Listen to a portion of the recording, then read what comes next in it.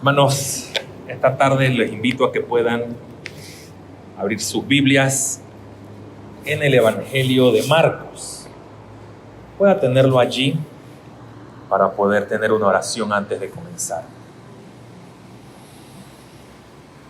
Padre, una vez más nos acercamos delante de tu presencia, Señor, reconociendo que por los méritos de Cristo, Señor, nuestro único mediador, podemos acercarnos a tu trono de gracia, Padre, Señor, y poder estar ante tu presencia, Señor, y en este tiempo poder escuchar tu palabra, Señor, ser consolado, ser confortado, Señor, que tú mismo, Señor, por medio de tu palabra viva, en esta tarde puedas hablar a nuestros corazones, Señor. Que tu Espíritu Santo, Padre, use este mensaje, Señor, para nuestra edificación, que cada uno de nosotros, Señor, pueda ser fortalecidos, Señor, y comprender la profundidad, Señor, pero a la vez la sencillez de tu palabra, Señor, para nuestra vida cristiana. Padre, bendice a cada uno de mis hermanos presentes, Señor, y te pido también bendición en este tiempo, en nombre de Cristo Jesús. Amén. Usted tiene su Biblia ya abierta en el Evangelio de Marcos. Vamos a estar leyendo solamente el primer versículo. Y dice así la palabra del Señor: principio del Evangelio de Jesucristo, Hijo de Dios. Que el Señor bendiga su santa palabra en esta tarde. Pueden tomar asiento, mi querido hermano.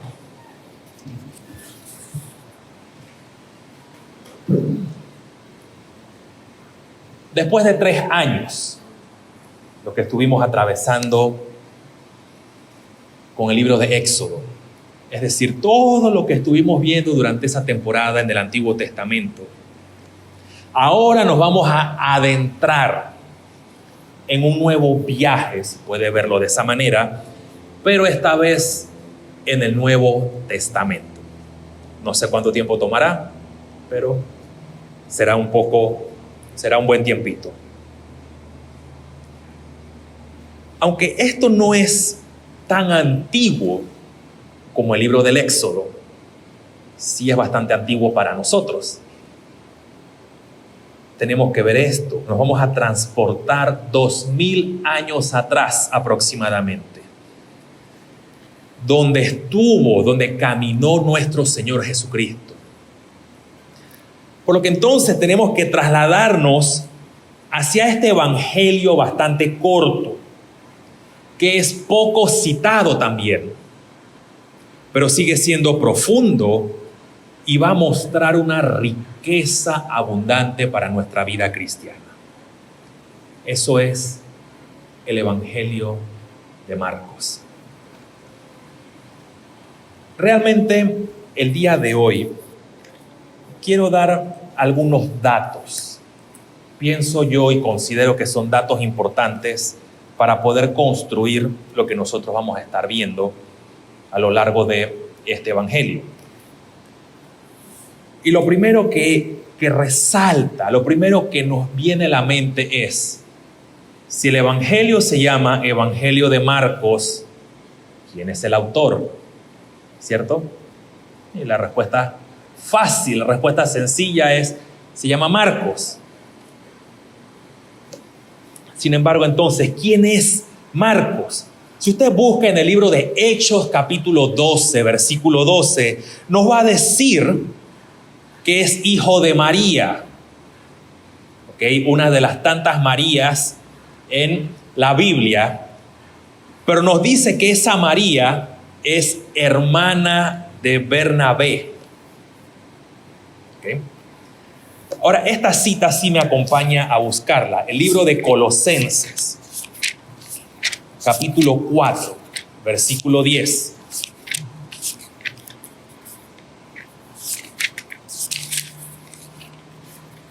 De repente usted puede pensar que, cuando lo leamos, que es bastante insignificante, pero realmente sí es importante. Dice Colosenses 4:10, Aristarco, mi compañero de prisiones, os saluda, y Marcos, el sobrino de Bernabé. Interesante. Si usted tiene una versión de las Américas o una nueva versión internacional, es más, usted puede buscar en su Biblia, en su celular, cualquier traducción en inglés, español, y puede poner en paralelo 10 traducciones a la vez. Algunas van a decir sobrino de Bernabé, y otros van a decir primo de Bernabé.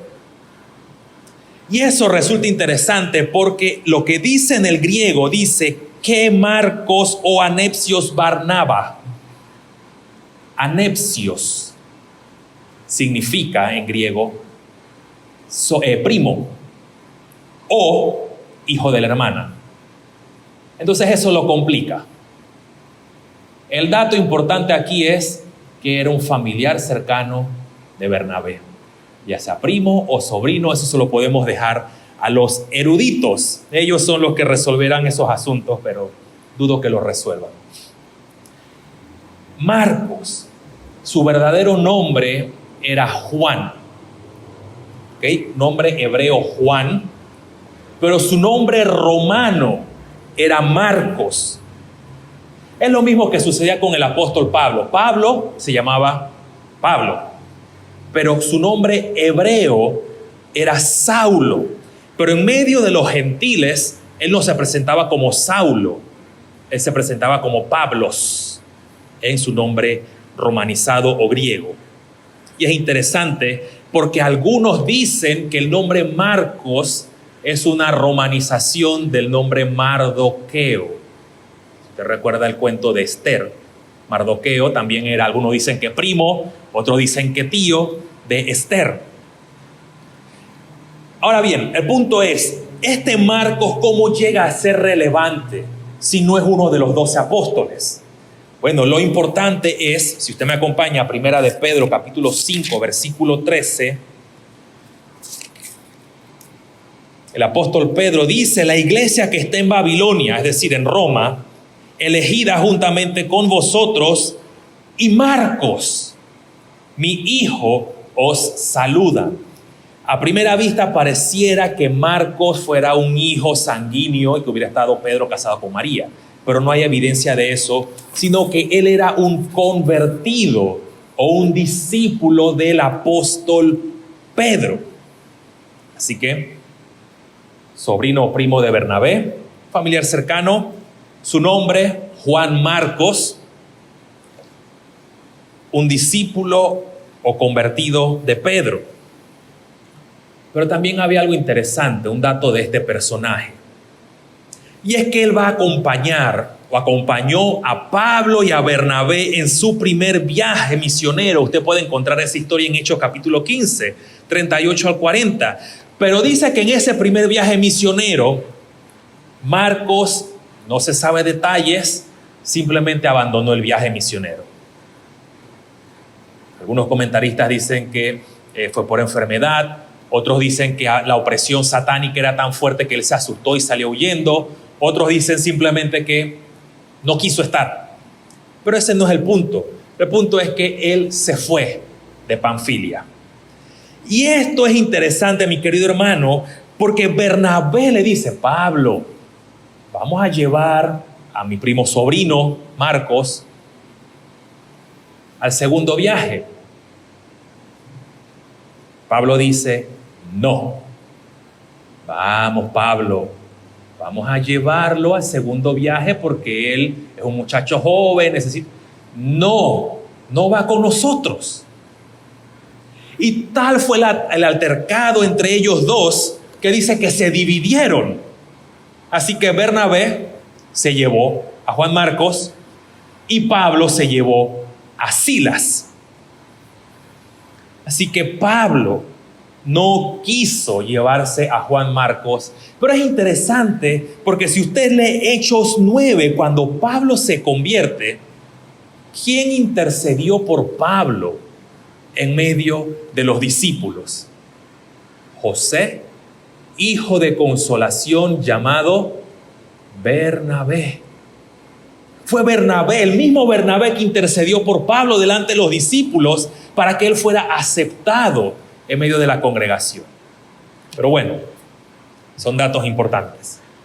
Aproximadamente 12 años más tarde, después de esto, y antes de que Pablo fuera ejecutado, ¿sabe a quién manda a llamar Pablo? Acompáñeme a Colosenses. Estamos en Colosenses. Que decía el sobrino, y Marcos, el sobrino de Bernabé. Pero vamos brevemente a Filemón.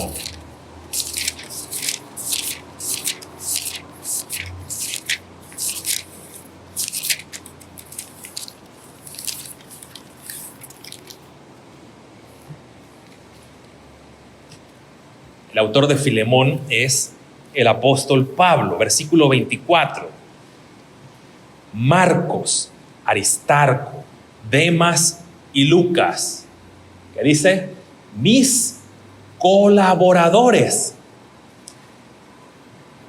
Y en segunda de Timoteo, capítulo 4, versículo 11, Pablo estando preso,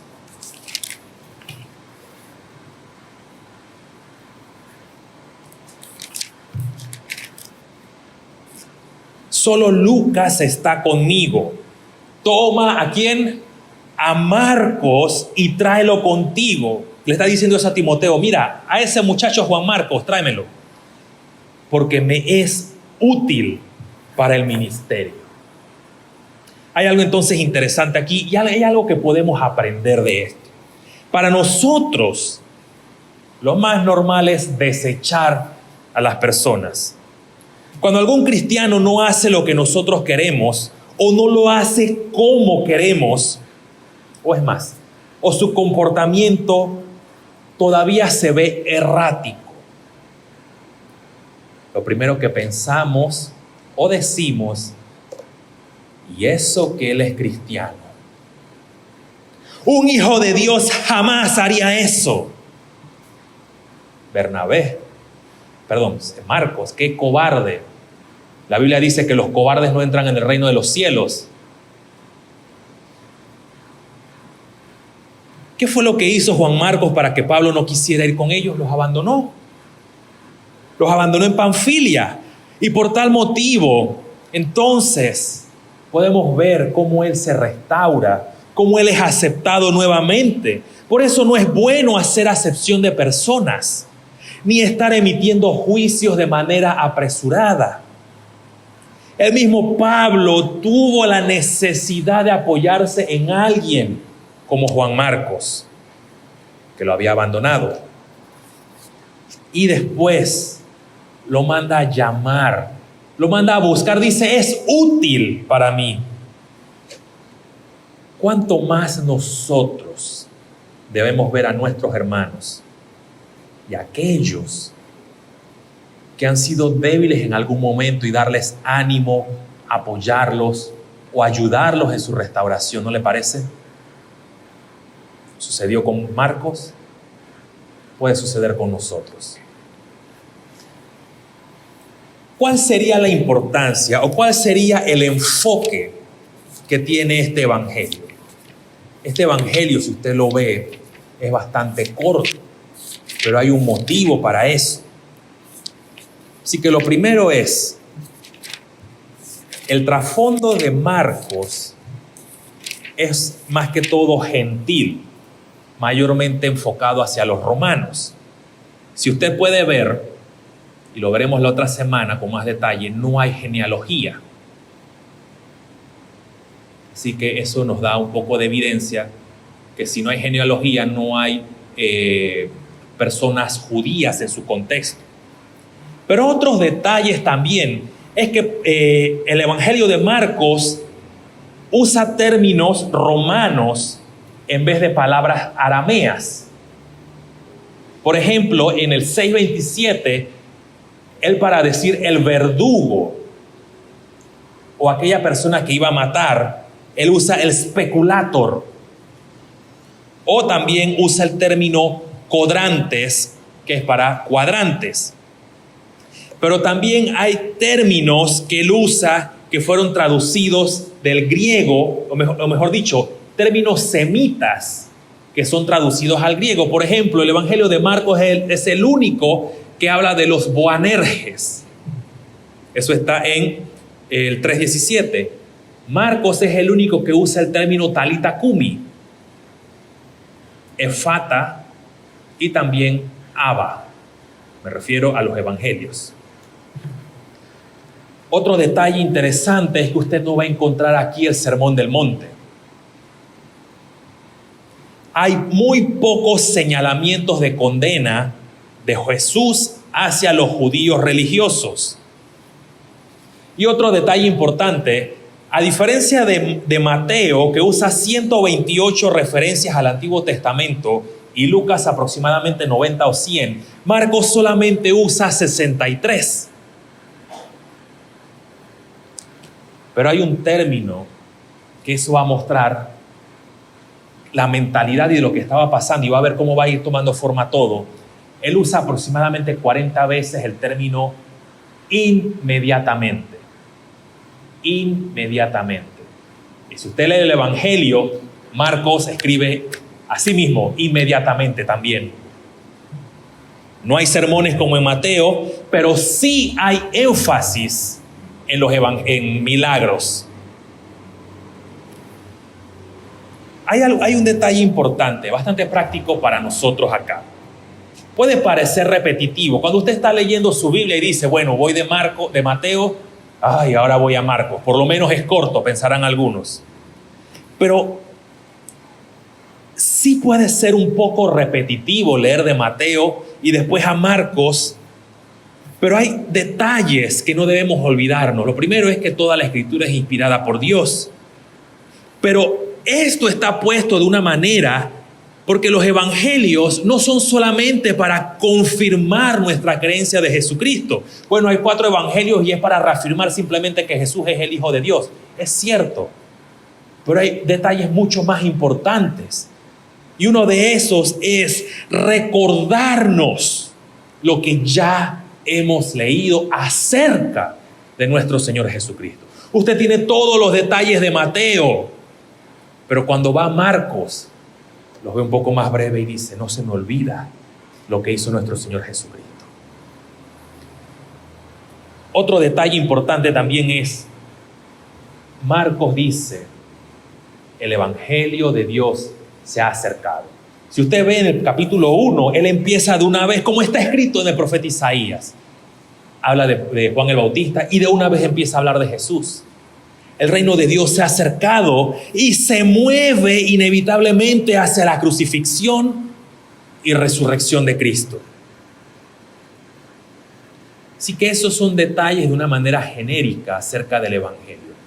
Y eso es importante tenerlo presente para poder tener una mejor interpretación del texto, de los versículos y el texto. Va a ser diferente a lo que hemos visto a libros del Antiguo Testamento. El punto es, ¿qué relación hay entre Marcos y Pedro? Por lo general se dice y se acepta que Juan Marcos, el discípulo de Pedro, fue quien escribió esto, es decir, convertido discípulo de Pedro. Muchos hablan también de que realmente es el Evangelio de Pedro, siendo Marcos el escriba. Puede ser, pero no hay nada de eso. Otros, y aquí voy a mencionar algunos, palabras de Eusebio de Cesarea, historiador, dice que Marcos escribió lo que Pedro había dicho, es decir, que Marcos era un intérprete de Pedro. Una de las cosas, Papías y Clemente de Roma, decían respecto a esto,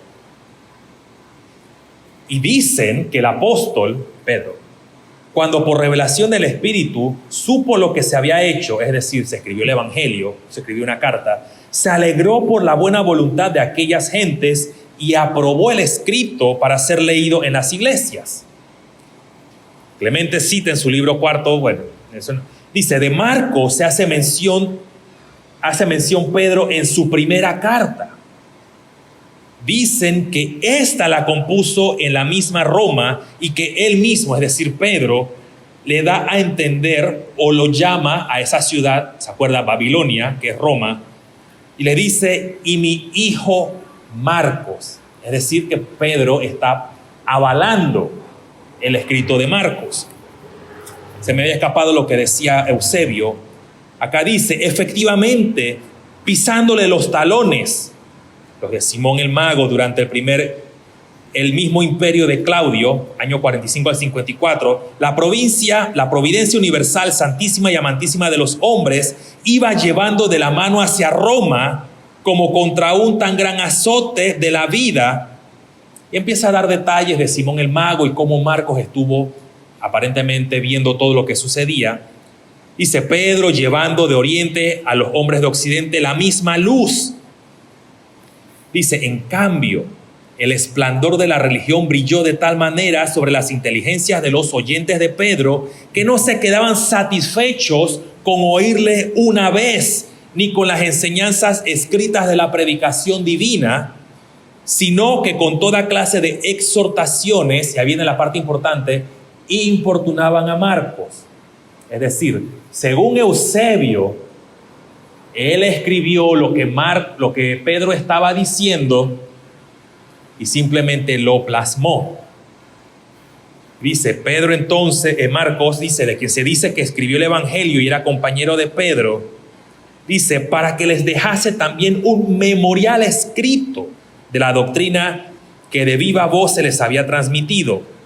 Y se convirtió en el texto llamado Evangelio de Marcos. Es más, hay un artículo que estuve leyendo que llegan a hacer un paralelo de Marcos con la predicación de Pedro en Hechos, y dice que los detalles son bastante parecidos a lo que Pedro estaba diciendo. Déjame mencionarle algunos más respecto a esto. Clemente de Alejandría, que fue el maestro de Orígenes, él estaba citando a Eusebio y dice, el Evangelio de Marcos tuvo el siguiente origen.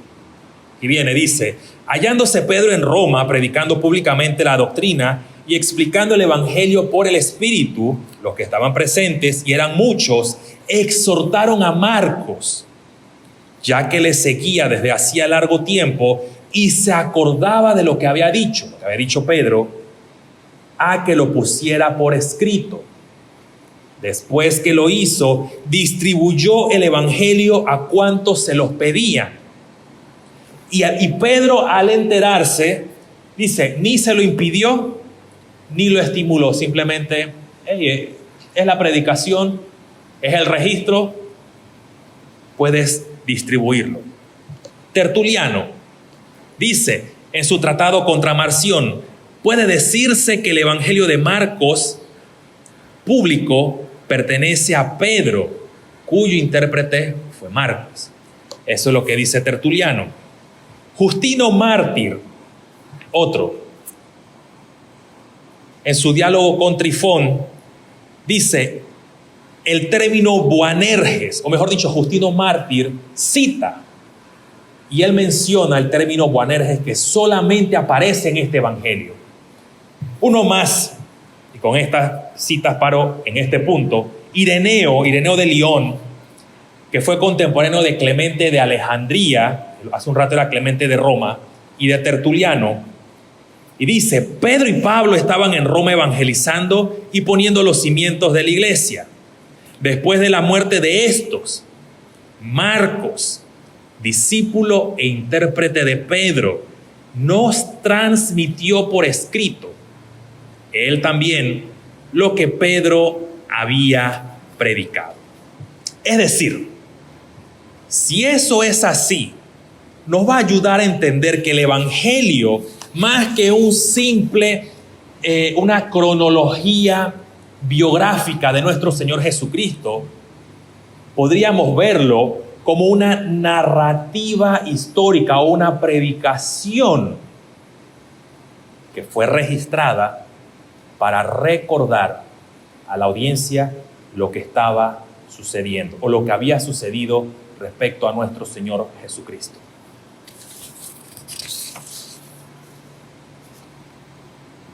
Había dicho en ese momento, uno más, Papías,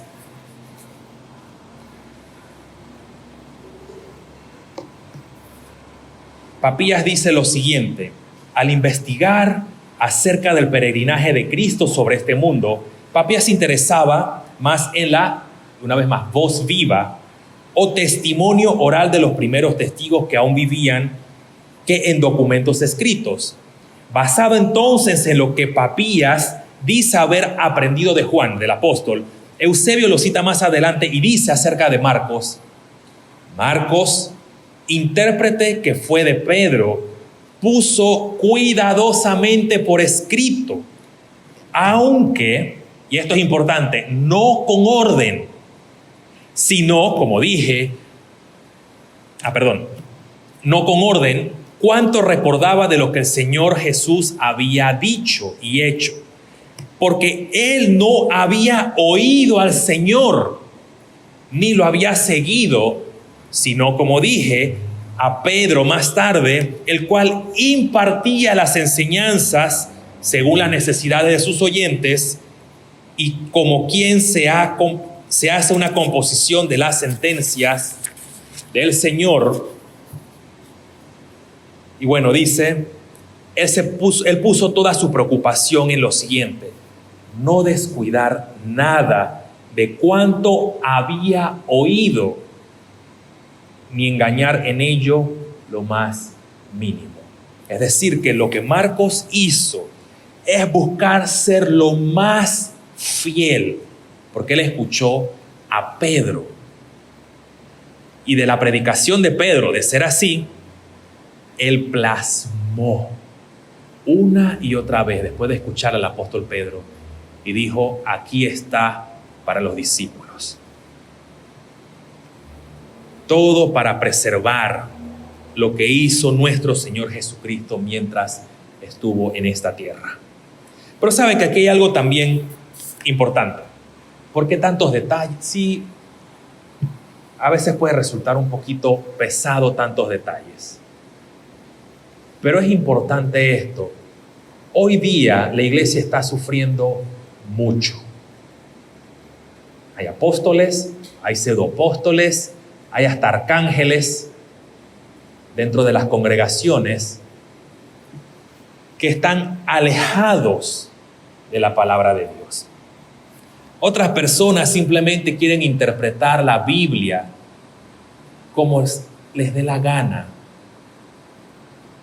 Si usted quiere decir algo que está en la Biblia, tiene un respaldo apostólico, que es este, que está escrito. Es más, si lo llevamos un poquito más hacia las llaves del reino, lo que usted aprende de una iglesia de sana doctrina, lo está aprendiendo bajo un respaldo apostólico, porque es lo que se ha enseñado durante 2000 años. Cristo es el Señor. Pero no podemos ser cristianos errantes. No como algunos que dicen: yo quiero ser misionero. ¿Y qué iglesia te respalda? Yo mismo. Eso no existe. Tiene que haber un respaldo. Marcos, para escribir su evangelio, tuvo un respaldo. Pedro. Nosotros tenemos la Biblia, mi querido hermano. Respecto a Marcos, no hubo oposición de que este libro fuera incluido en el canon de las Escrituras. Dato histórico: el fragmento Muratori, encontrado por Ludovico Antonio Muratori en el año 1740, más o menos, encontró un fragmento. Son fragmentos que se encontraron. Y el fragmento allí reconoce, del año 180 al año 200, reconoce la existencia de 4 evangelios. Atanasio, en su lista del Nuevo Testamento, incluye a Marcos. Si todo es como he ido mencionando, Marcos, que había abandonado a Pablo y a Bernabé, se reintegra a la obra.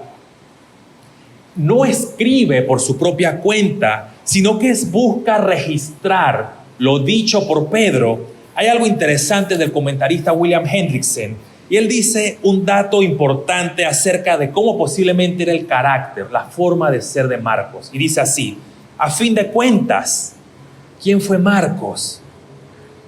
Dice, no fue un gran líder, sino un seguidor. No fue un perito arquitecto, sino un ayudante. No fue un hombre intachable, sino aquel que tuvo que luchar para poder conquistar sus debilidades. No era sedentario, sino un viajero constante. No era ante todo contemplativo, sino un hombre de acción. Alguien que se deleitó en describir a Cristo en acción, en bien de la salvación de los pecadores para la gloria de Dios. No siempre hay que estar delante, no siempre hay que ser visible.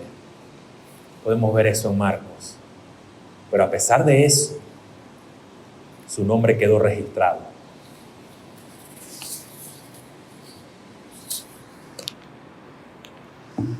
Algo breve. ¿Cuál es el contexto histórico en el cual nos encontramos? ¿Por qué usted cree que sea importante encontrarnos o situarnos en qué momento histórico sucedió esto? Bueno, ya vamos a ver por qué. Muchos dicen que Marcos es el primer evangelio. Algunos dicen que, bueno, como Marcos es tan corto, Mateo y Lucas lo usaron y usaron escritos que habían. Y, es decir, bueno, ese es otro asunto, pero no es lo relevante en estos momentos. Algunos dicen que Marcos fue escrito antes del 70. Otros dicen que después del 70. Es significativo la fecha del 70 porque antes del 70 estaba el templo y después del 70 no había templo. Hay dos motivos por los cuales podemos ver esto de antes y después. Por motivos históricos, antes del 70, los judíos y los cristianos eran vistos como uno solo, pero ya había una división muy grande. Si usted lee el libro de Hechos, ellos no se estaban llevando bien. Los cristianos a veces podían gozar del judaísmo como una religión lícita, pero todavía, antes del 70, existe el templo. Pero después del 70, el templo es destruido. Los judíos, como no se soportaban con los cristianos, ahí no soportaban a esa secta cristiana, judía. Entonces se denuncian abiertamente. Ahora el cristianismo va a estar en una religión ilícita. Así que por tanto, se habla de que si es antes del 70 que Marcos fue escrito, sería entonces aproximadamente entre el 64 y 68, o entre el 66 y el 69, donde los judíos entran en guerra con los romanos, o posiblemente en la raya de la destrucción del templo. Puede ser. Pero si es después del 70, hay otros motivos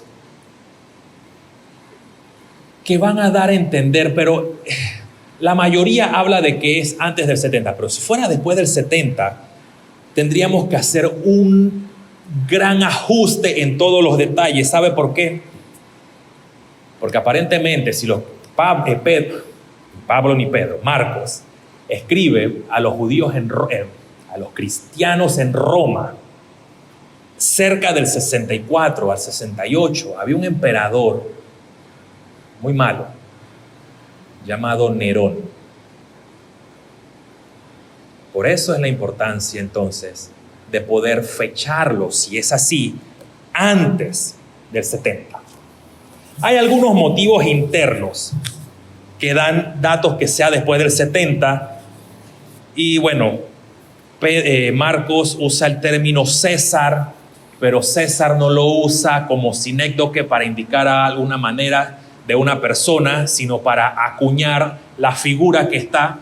Y algunos comentaristas dicen, bueno, es que ella está hablando, no está de acuerdo con los escritos como se usa el término César en su época. Así que por eso algunos los datan después del 70. Hay unas características, y ya voy cerrando con esto. Si usted lee Marcos, yo le exhorto a que usted pueda leer Marcos o escucharlo completamente. Marcos es abrupto, es brusco en su manera de escribir. Es muy sencillo. Su griego no es malo, pero tampoco es tan esplendoroso en el griego como algunos, podría decirse, hebreos o Lucas. Marcos empieza abrupto y termina abrupto. ¿Se acuerdan lo que les decía al principio? Que él dice inmediatamente, inmediatamente. Bueno, hay un sentido de urgencia. Si es como dice que Marcos escribió antes del 70 y estaba bajo la persecución de Nerón, hay un sentido de urgencia. Él se mueve rápidamente por todos los eventos y el personaje central en el Evangelio, ¿sabe quién es? Nuestro Señor Jesucristo. Él en 8 versículos explica lo que Mateo y Lucas hacen en capítulos. ¿Cuál es la imagen de Jesús en el Evangelio de Marcos? Él es compasivo, sus milagros son dramáticos y poderosos. Marcos no va a mostrar un extenso cuerpo de enseñanza como hace Mateo. Mateo agarra todo el capítulo 5 hasta el capítulo 7 para hablar acerca del Sermón del Monte. Marcos no hace eso. La imagen de Jesús, entonces, se ve más a Jesús y lo verá como una persona solitaria. ¿Por qué? Pareciera la idea como si él estuviera solo, valga la redundancia, pero como si no lo comprendiera. ¿Sabe por qué? Porque él va a llegar a hacer la pregunta, y vamos a ver eso en un ratito. ¿Quiénes dicen ustedes que soy yo? Las personas buscaban a Jesús, sana este, pero era solamente por lo que Jesús podía hacer, porque las personas en la narrativa de Marcos no lo estaban siguiendo. La gente no estaba interesada en seguir a Jesús, sino solamente en lo que él podía darles. Él era popular, pero todos los grupos que lo seguían lo abandonaron, aún sus discípulos al final. En Marcos, nuestro Señor Jesucristo, cuando está muriendo, dice: Dios mío, ¿por qué me has abandonado? Es despreciado. Él sufre todos estos desprecios aún por sus propios discípulos. Esa es la imagen que podremos ver. Pero el final de Marcos, el capítulo 16, eso es un tema crítico. ¿Por qué? Se los voy a mencionar. Los mejores manuscritos, los manuscritos más antiguos que se han podido encontrar, dicen que Marcos capítulo 16 termina en el versículo 8. Si usted lo busca, capítulo 16, llega hasta el versículo 20. Estás diciendo herejía, estás diciendo... Bueno, eso es lo que los manuscritos más antiguos que se han encontrado en buenas condiciones muestran hasta el versículo 8. Sin embargo, del 9 al 20 no contradice el contenido de las Escrituras. ¿Okay? El problema aquí no es la autenticidad. Y si usted leyera hasta el versículo 8, que dice: y ellas se fueron huyendo del sepulcro porque les había tomado temblor y espanto, y ni decían nada a nadie porque tenían miedo. Punto. Allí se acabó el Evangelio. Vemos lo abrupto de Marcos. Pero hasta el versículo 20, con el cierre del amén, nos da ese sentido de cierre. Pero bueno, esos son otros asuntos que no vamos a entrar en detalle ahora mismo. Jesús se le aparece al final a las mujeres, pero Pedro no está allí. Dice que Pedro iba a Galilea.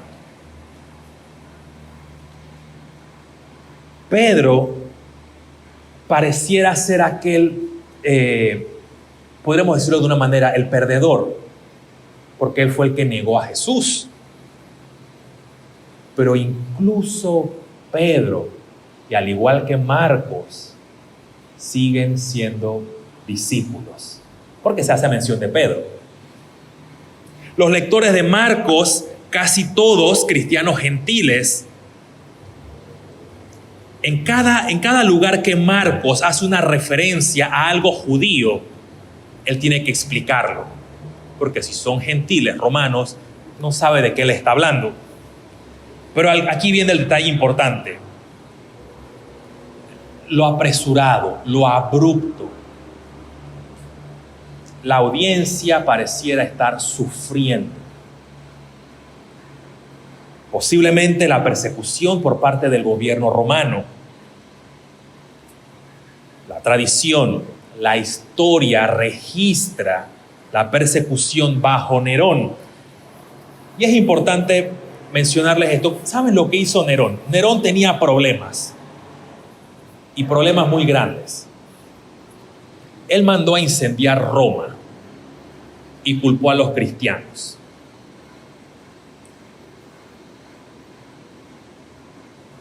Esta es la situación. Este es el contexto histórico en el cual Marcos está escribiendo. Si eso es así, bajo la persecución, ellos necesitaban no desfallecer en su fe. Un punto clave en el Evangelio es Marcos 8:29. ¿Quiénes dicen ustedes a los discípulos? ¿Quiénes dicen ustedes que soy yo? Pedro dice, tú eres el Cristo. Y eso es importante cuando hay persecución. ¿Sabe por qué? Si usted y yo estuviéramos bajo persecución, ¿qué es lo primero que viene a nuestra mente? ¿Es esto ser cristiano? ¿Podré yo aguantar ya sea el fuego, las balas, ser ahorcado? No aguantamos ni siquiera un poquito en el trabajo. Ay, es que ese es cristiano. Mira, viene el aleluya ahí. Ay, mira, el Señor manda fuego sobre ellos. Pero estos estaban siendo acusados de haber quemado Roma cuando no lo hicieron, sino lo hizo el propio emperador. ¿Quiénes dicen ustedes que soy yo? Que no se olviden quién los ha salvado. Es el foco de Marcos. Y que les dé la fuerza en medio de las dificultades. ¿Quiénes dicen ustedes? Ustedes han dicho que yo soy el Cristo. Síganme. Tomen su cruz en medio de las dificultades. Algo aplicable de esta introducción al Evangelio de Marcos. Lo primero, la palabra de Dios es infalible e inerrante. Parece que hubieran contradicciones o si usted se pusiera a estudiar. Yo dejé muchos detalles por fuera. Pero si usted leyera un poco acerca de esto, hay muchísimos detalles que ponen en duda la autoría. Pero eso es irrelevante. ¿Sabe por qué? Porque es palabra de Dios. Eso no afecta el mensaje como tal. Jesús es el Cristo, el Hijo del Dios viviente. 2. Los hombres como Juan Marcos abundan en la iglesia. ¿A qué me refiero con eso? Personas que abandonan el viaje misionero. Personas que necesitan segundas oportunidades para seguir sirviendo al Señor. No hay por qué desechar a ese tipo de cristianos. Es más, usted y yo podemos ser uno de esos cristianos. Y 3, un evangelio para cristianos perseguidos que están sufriendo, necesitan recordar de manera breve, concisa y precisa la historia que ya conocen. Y de igual manera usted y yo la necesitamos hoy día. Marcos nos exhorta a todos nosotros en este día, mis queridos hermanos, para que sus discípulos o como sus discípulos, seguidores de Cristo en este siglo XXI, enfoquemos nuevamente nuestra mirada en lo que significa verdaderamente ser su discípulo, ser seguidor de Cristo. ¿Sabe lo que eso significa? No solamente teoría, definiciones. Tomar la cruz y seguirlo. Ser fortalecidos en medio de las dificultades, recordando que Él es Cristo Jesús. Vamos a orar. Padre, te agradecemos por el tiempo que hemos tenido con tu palabra, Señor. Gracias porque hemos podido ver un poco de detalle, Señor, acerca de este evangelio. Padre, ayúdanos a nosotros en este tiempo, Padre, a poder comprender, Señor, la profundidad también que Marcos nos da, Señor. Aunque se ve un poco ligero, Señor, un poco abrupto y sencillo, Señor, no deja de ser importante para nosotros y para nuestro crecimiento espiritual. Padre, fortalece a cada uno de mis hermanos, Señor, también. Ayúdalos a ellos en su caminar cristiano. Padre, también para que cada uno de nosotros pueda salir fortalecidos, Señor, por medio de ti. Gracias, Padre, por todo y te pedimos bendición en nombre de Cristo Jesús. Amén.